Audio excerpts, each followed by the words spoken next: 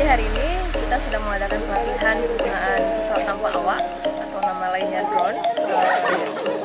Lembaga-lembaga pemerintahan dari 8 kabupaten kota di landscape pasangan Jamboya Tamiang dan juga CSO dan tokoh-tokoh perempuan, perwakilan kelompok perempuan juga untuk belajar bagaimana caranya mengoperasikan drone, terutama untuk tujuan pemetaan kawasan-kawasan di landscape dan juga monitoring aktivitas-aktivitas tertentu di landscape.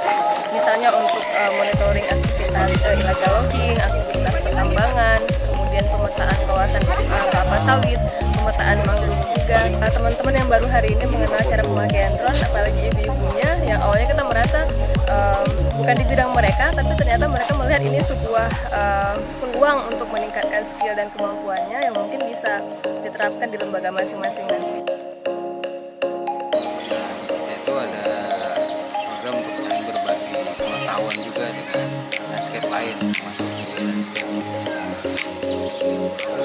di Aceh ini. Kesempatan ini kita berbagi pengalaman sebenarnya terkait dengan penggunaan drone.